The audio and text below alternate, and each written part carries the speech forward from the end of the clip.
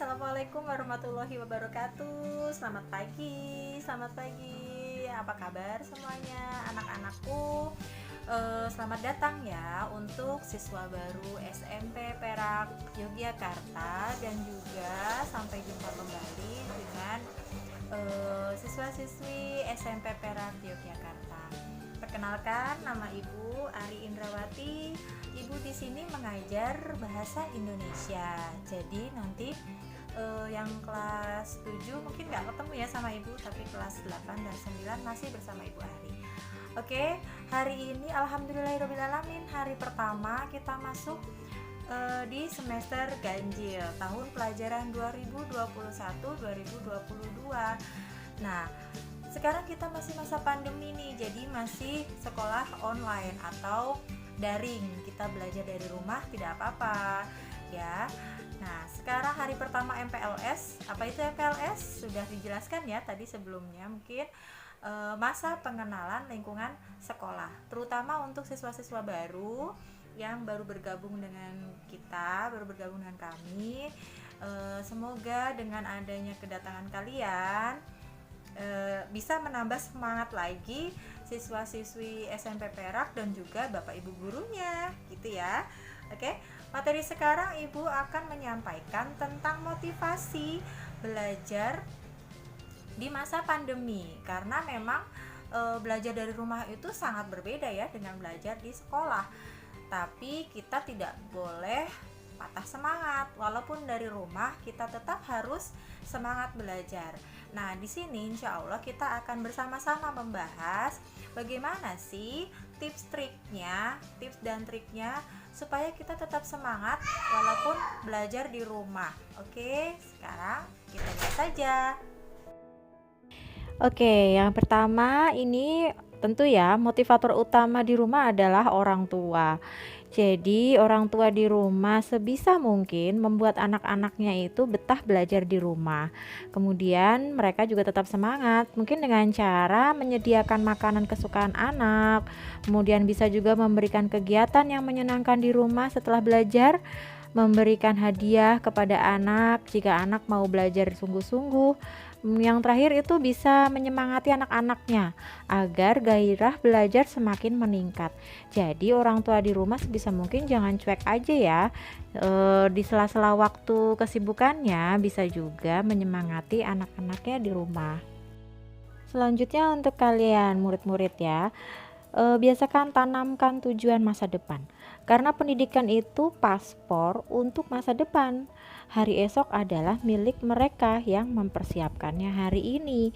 Jadi kalau sekarang kita cuek-cuek saja tanpa mempersiapkan masa depan, kita tidak tahu ya masa depan kita seperti apa.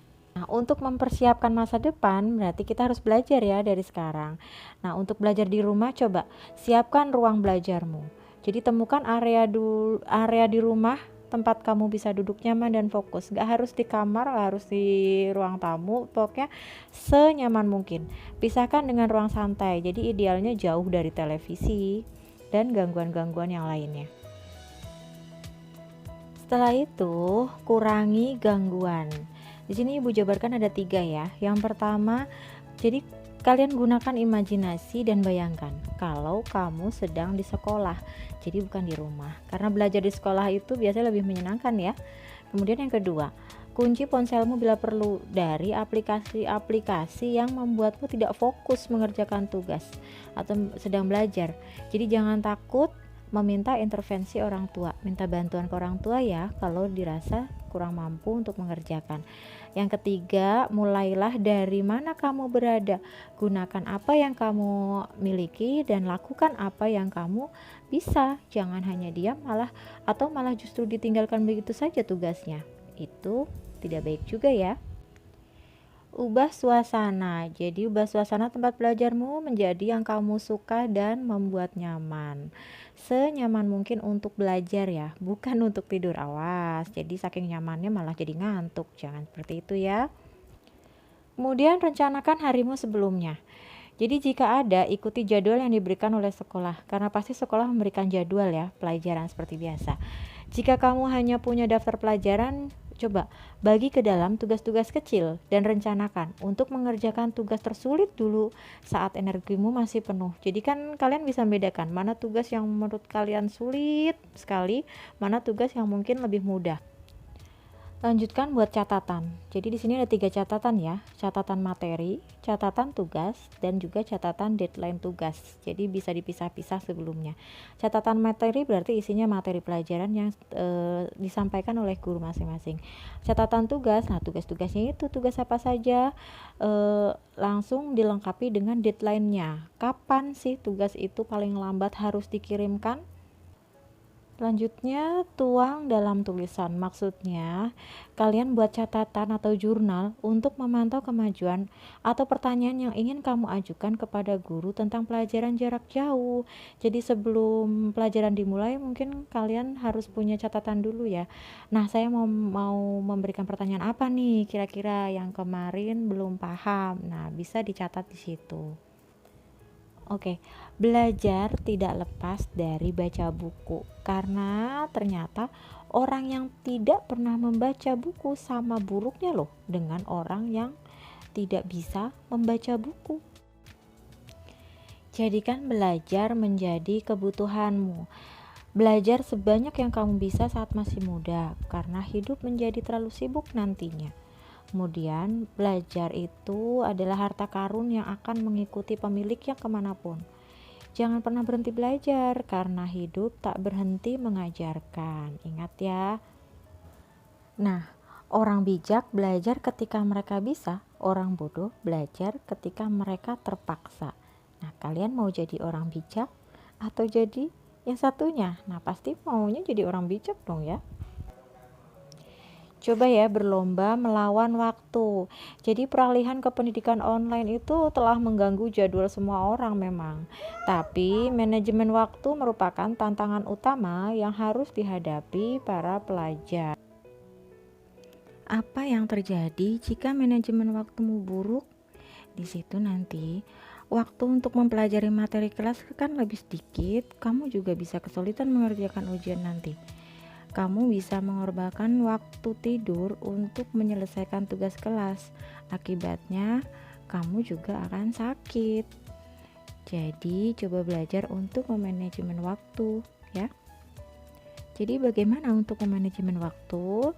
Bisa juga kalian membuat rutinitas. Tetapkan aturan waktu pada diri sendiri. Kapan untuk belajar, kapan untuk bersantai, dan kapan untuk mengerjakan pekerjaan rumah yang lainnya. Nah, jika sudah membuat rutinitas, manfaat yang akan kalian dapatkan, kalian akan adanya ketenangan. Rutinitas itu membawa ketenangan ya. Kemudian menciptakan struktur, jadi kalian bisa mengatur hari dengan lebih baik jika punya rencana. Terakhir, tubuhmu juga akan tetap sehat karena rutinitas itu bisa membantu tidur lebih nyenyak dan mengelola stres juga. Kalau kalian sudah mempunyai perencanaan, tak perlu buru-buru. Kamu selalu diberi cukup waktu untuk mengerjakan tugas sekolah. Jika kamu merasa perlu lebih banyak tambahan untuk mengerjakan tugas, jangan sungkan ya untuk memberitahu gurumu apa keluhan-keluhanmu. Jadikan belajar menyenangkan. Walau kamu sudah tahu cara belajar sesuai kemampuan, kamu masih perlu banyak disiplin diri untuk bisa benar-benar mengerjakannya. Hindari menunda-nunda dengan menjaga pola pikir positif. Hadiahi dirimu sendiri setiap kali berhasil mengikuti jadwal. Oke, belajar dari rumah itu dapat terasa sulit, tapi pasti dapat dilakukan. Jadi pembelajaran jarak jauh kan dapat mengasah keterampilan yang berguna seumur hidup, seperti manajemen waktu dan energi, kemandirian, dan kemampuan berpikir kreatif.